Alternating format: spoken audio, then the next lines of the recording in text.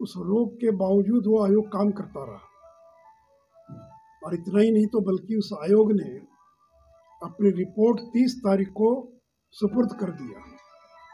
ये supreme court के आदेश की अवहेलना है, ये सुप्रीम कोर्ट के आदेश की अवमानना है कि जब सुप्रीम कोर्ट ने कोई आदेश दिया तो उस आदेश का पालन होना चाहिए था। लेकिन बिहार सरकार कोर्ट से लड़ने पर उतारू है, तो कोर्ट के आदेश का पालन करने के बजाय अवमानना करते हुए उन्होंने जो आयोग बना था उसको काम करने दिया और 30 तारीख को उसकी रिपोर्ट भी उन्होंने ले लिया।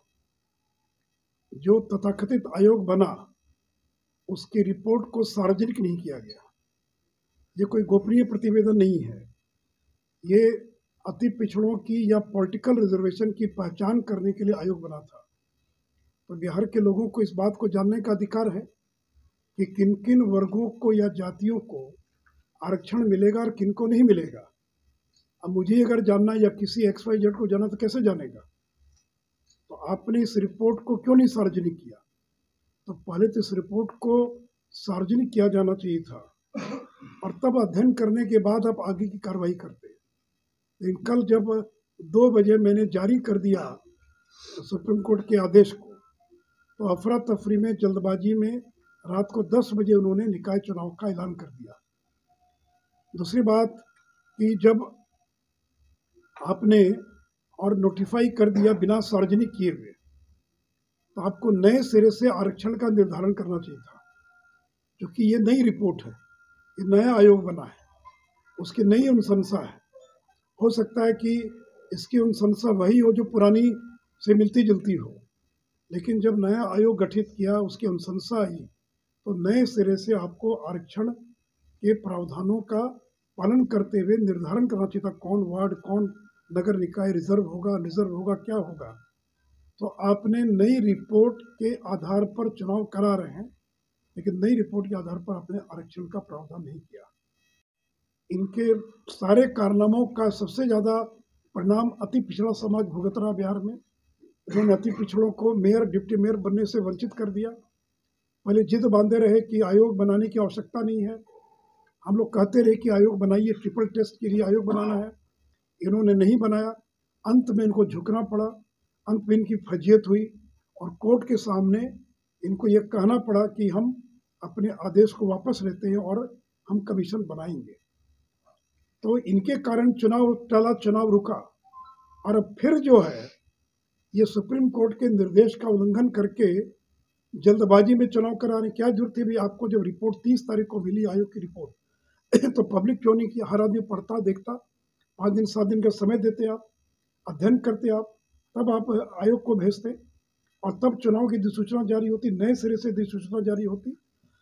तो ये पूरा नगर निकाय चुनाव कानूनी पचड़े में फंस गया है, कानूनी पेंच में फंस गया है। और फंसने का कोई एक व्यक्ति दोषी है तो वो नीतीश कुमार हैं, जिनकी जिद और अहंकार, घमंड के कारण ये पूरा जो नगर निकाय का चुनाव है ये फंस गया है। सुप्रीम कोर्ट की तलवार लटक रही है।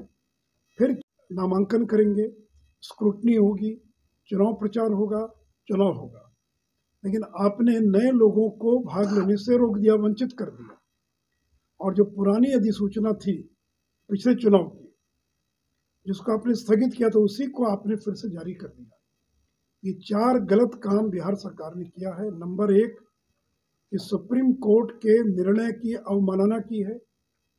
सुप्रीम कोर्ट का निर्णय था कि जो पिछड़ा वर्ग आयोग आपने बनाया है, नॉट टू बी नोटिफाइड, इसको अधिसूचित न किया जाए, उसके बावजूद आपने काम करने दिया। तो पहली गलती तो सरकार ने की है कि सुप्रीम कोर्ट के आदेश का उल्लंघन है। दूसरा कि आयोग को आपने काम करने दिया सुप्रीम कोर्ट के निर्देश के बावजूद। तीसरा, आयोग की रिपोर्ट को आपने सार्वजनिक नहीं किया, लोगों को वंचित कर दिया यह जानने से कि किस वर्ग को आरक्षण मिलेगा, किसको नहीं मिलेगा। चौथा, नए सिरे से आपको किस वार्ड में और किस नगर निकाय में क्या आरक्षण होगा, नए सिरे से उसको अधिसूचित करना था, वो आपने नहीं किया। और पांचवा, आपको नए सिरे से चुनाव कराना चाहिए था, क्योंकि नया आयोग बनाया आपने, पहली बार उसकी रिपोर्ट आई है, उस रिपोर्ट के आधार पर फ्रेश इलेक्शन होना चाहिए था। ताकि जो लोग पिछले बार नहीं भी भाग ले सके थे वो लोग भी नामांकन कर सके। तो मोदी जिंदाबाद सुशील मोदी जिंदाबाद जिंदाबाद जिंदाबाद सीताराम शाह जिंदाबाद जिंदाबाद जिंदाबाद सीताराम शाह जिंदाबाद जिंदाबाद सीताराम शाह जिंदाबाद जिंदाबाद जिंदाबाद सीताराम शाह जिंदाबाद जिंदाबाद जिंदाबाद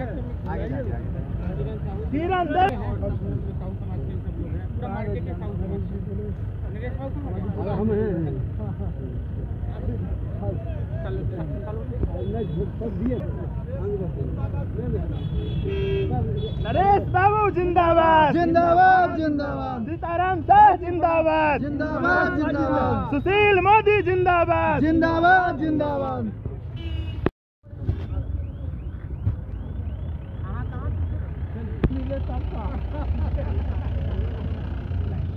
नहीं है, ये लड़ाई देश की लड़ाई है, ये टेलर है, ये